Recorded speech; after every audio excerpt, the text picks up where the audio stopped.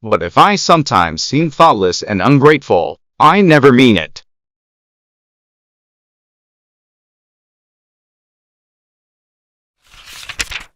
In my heart I thank you always for the life and freedom and independence that you have given me.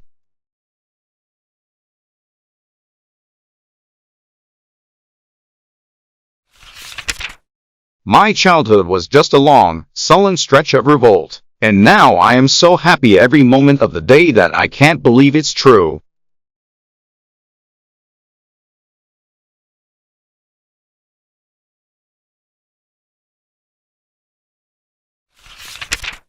I feel like a made-up heroine in a storybook.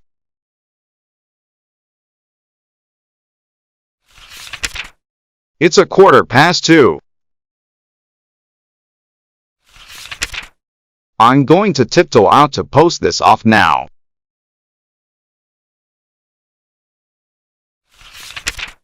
You'll receive it in the next mail after the other, so you won't have a very long time to think bad of me.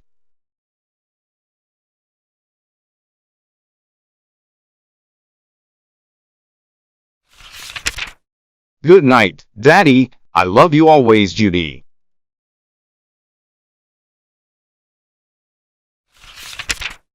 4th May, dear Daddy Long Legs.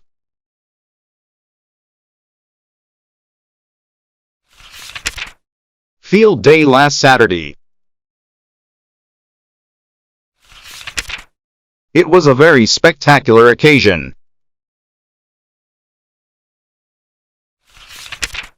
First we had a parade of all the classes, with everybody dressed in white linen, the seniors carrying blue and gold Japanese umbrellas, and the juniors white and yellow banners.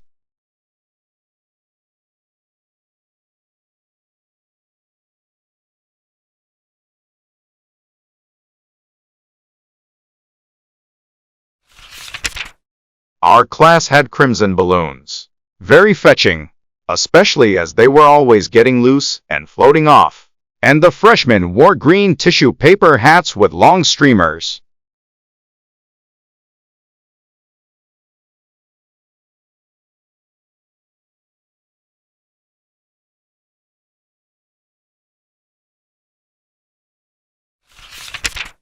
Also, we had a band in blue uniforms hired from town.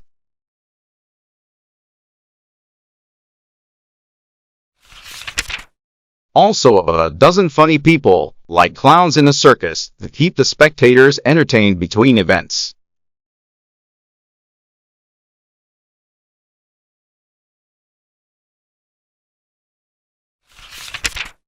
Julia was dressed as a fat country man with a linen duster and whiskers and baggy umbrella.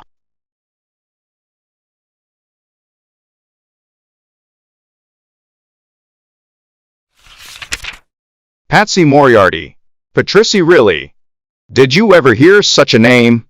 Mrs. Lippett couldn't have done better. Who was tall and thin was Julia's wife in an absurd green bonnet over one ear.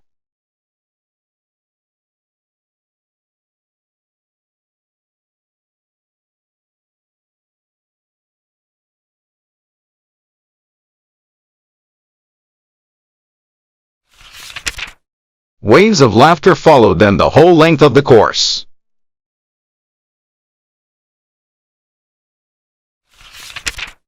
Julia played the part extremely well.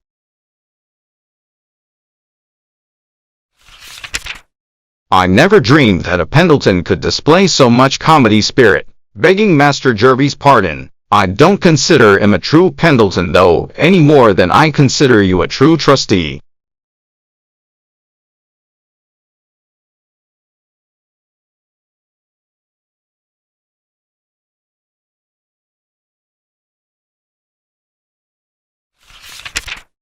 Sally and I weren't in the parade because we were entered for the events.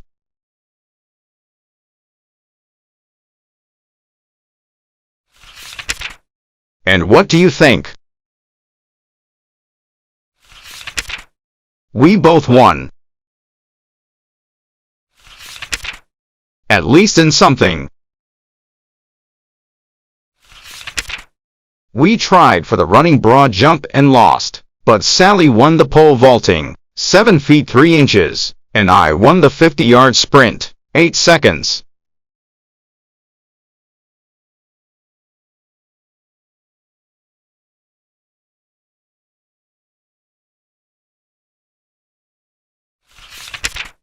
I was pretty panting at the end, but it was great fun, with the whole class waving balloons and cheering and yelling.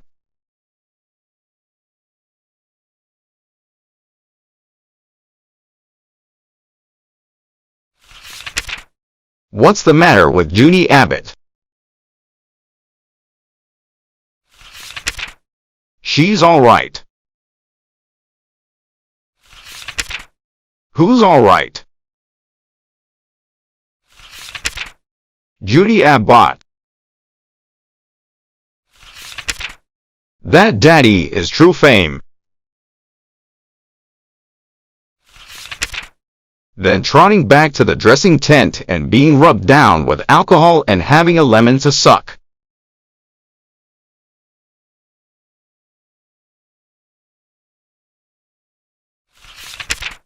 You see, we're very professional. It's a fine thing to win an event for your class, because the class that wins the most gets the athletic cup for the year.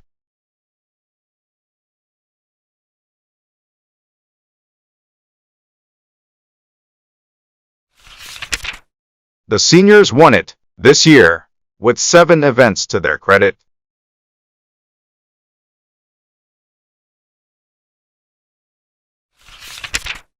The Athletic Association gave a dinner in the gymnasium to all of the winners.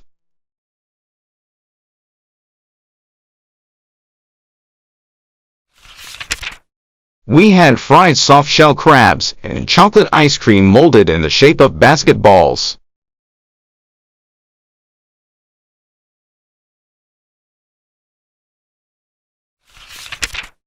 I sat up half of last night reading Jane Eyre.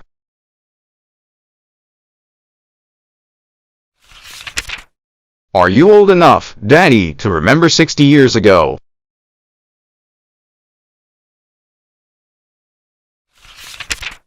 And if so, did people talk that way?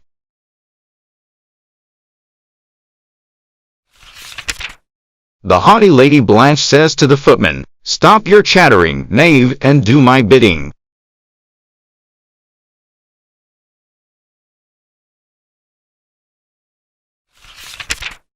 Mr. Rochester talks about the meadow welkin when he means the sky, and as for the mad woman who laughs like a hyena and sets fire to bed curtains and tears up wedding veils and bites.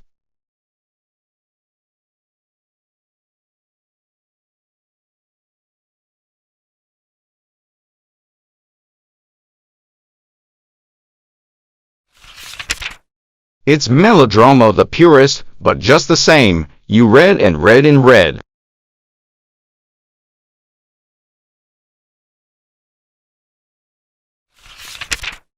I can't see how any girl could have written such a book, especially any girl who was brought up in a churchyard.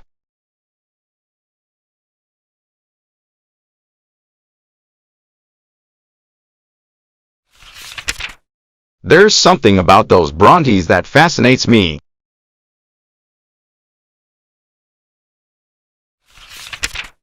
Their books, their lives, their spirit.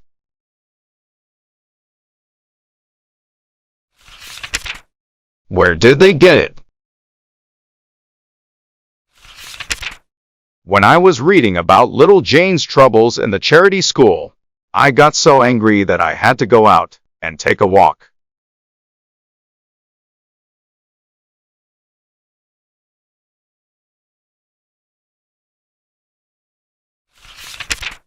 I understood exactly how she felt.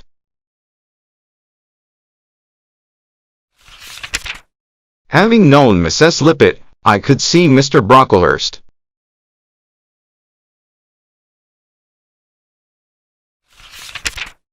Don't be outraged, Daddy. I'm not intimating that the John Grier home was like the Lowood Institute.